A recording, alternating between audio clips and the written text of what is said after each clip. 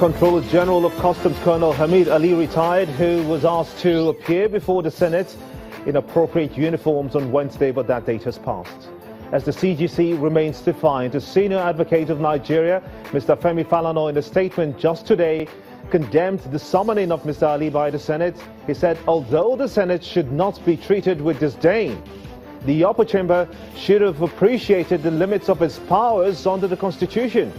Well, according to the senior lawyer, instead of playing into the hands of the custom boss by invoking the provisions of Section 88 of the Constitution, the Senate could have summoned the Minister of Finance to justify the policy of the Nigerian Customs Service, a parastatal under that Ministry of Courts. Although the primary focus of the appearance of the CGC has now taken the backstage, let's talk about that's of course talking about the retrospective vehicle license policy that has been stopped. Let's talk to Lucky Amiwero. He's the former member of Presidential Task Force on Custom Reforms. I want to thank you so much indeed for coming on State of the Nation at this time. What's your view to what is happening between the Senate and the CGC to this time?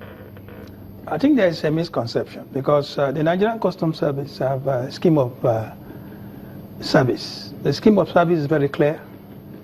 They have to look at the scheme of service. The scheme of service is a career. Nigerian Customs is a career institution where you have to go through stages. And it's very clear that you must pick from the Deputy Controller General to make the Controller General.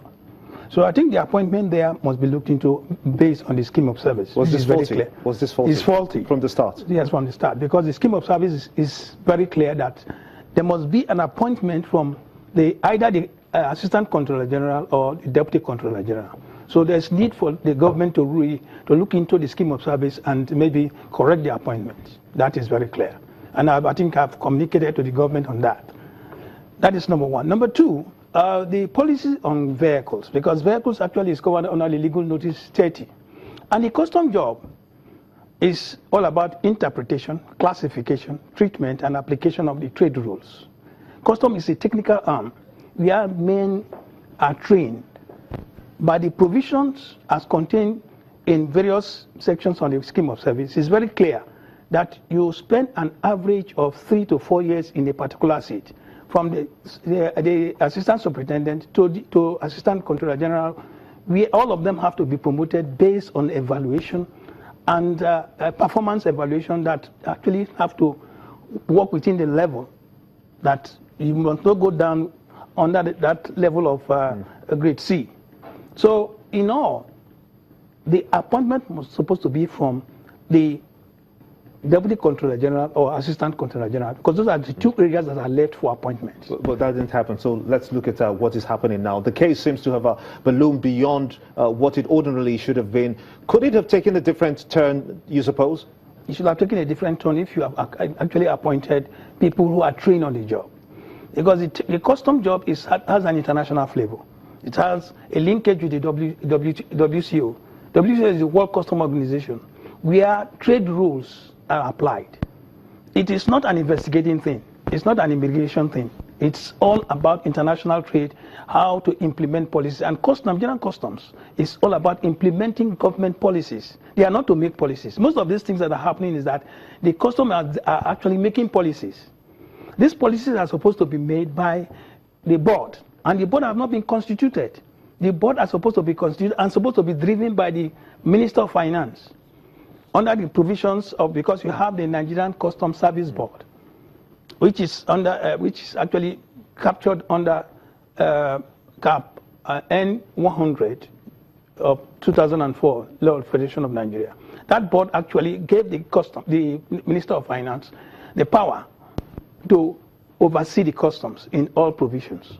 So I think the board had not been constituted, and this board is actually made up of so many. And when you look at from the board, the provisions of the board, the provision of the act, the board actually, as at now, supposed to have been constituted by the minister, because the minister have the powers to actually the Minister of Finance. The finance. Well, and why is the Minister? That reminds me. Why is the Minister of Finance totally missing out of this picture? Why was she not consulted as advised by the senior advocate of Nigeria, Femi Falana? Because the whole thing about policy initiation is for the Minister of Finance. Customs is to implement policies. They are not to make policies. Is it right if, according to Falana, if the Senate had summoned the Minister of Finance to appear before it concerning the respective vehicle license. Will that have solved the issue? Well, I think you have to appoint it, try to look at the scenario as it unfolds now. I think the man that is giving the directive is from the customs. Normally, it's supposed to be from the Ministry of Finance. But the customs man says these vehicles that are in the country that have been licensed might have to go through another assessment for re-evaluation. It is actually in contraventions of the Custom Legal Notice 30. The Custom Legal Notice 30 is a provision that actually designs the process of how vehicles are cleared in the port. And this provision is very clear. Under the paragraph 9, 10, 11, it is clear that the customs actually ceases to operate once it hands over to the vehicle licensing authority.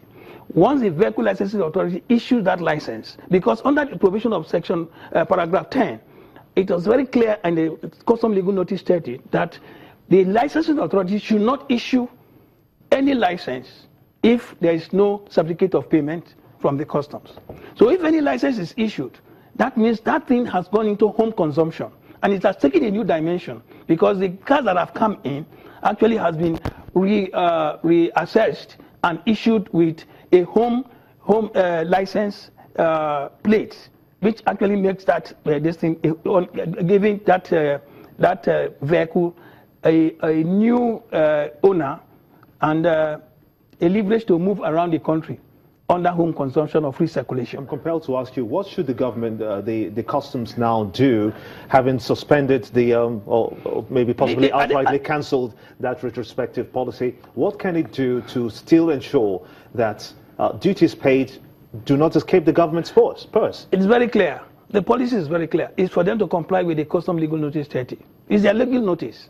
The legal notice 30 is, I think the problem is customs and the licensing authority should interface and get these things done clearly. By either you have an electronic device where you have a platform where there will be interface within the licensing authority and the Nigerian Customs Service, where by all vehicles that are licensed can be assessed through them by interfacing them, so that at the end of the day you'll be able to pin down those vehicles that are not supposed to be seen in the public, that have been smuggled. But when you start to look at old vehicles that are there are provisions in the law, in the Custom and Excise Management Act, Section 176(3), which says after 7 years you don't even have any right to go and assess. And all these policies are supposed to be driven by the board or by the Minister of Finance. So what's going to happen to the cars that don't have duty, that are already in the system? Usually you have to check them, and that is why you need to close your borders and see how you can track them. But once it goes through the licensing authority, it has gone through free circulation. That means it has gone through home consumption. It has taken a new dimension. It is having a new ownership, and it has, once the customs issue the certificate of payment, that means they have their area of limitation actually ceased. So there's need for a kind of harmony within the customs and the licensing authority to be able to address these shortfalls. There's a shortfall. What's your final words concerning the issue of the uniform? Well, the issue of the uniform is covered under the Custom and Excise Management Act, under Section 194. Subsection 30. If you go there, you see it. The uniform is very clear. The board has approved the custom uniform as something you must use. It is very clear there. I want to thank you so much indeed, Mr. Lucky Amiwero. He's the former member Presidential Task Force on Custom Reforms, for enlightening us on the way forward concerning the CGC and, of course, the Nigerian Senate, the upper legislative chamber.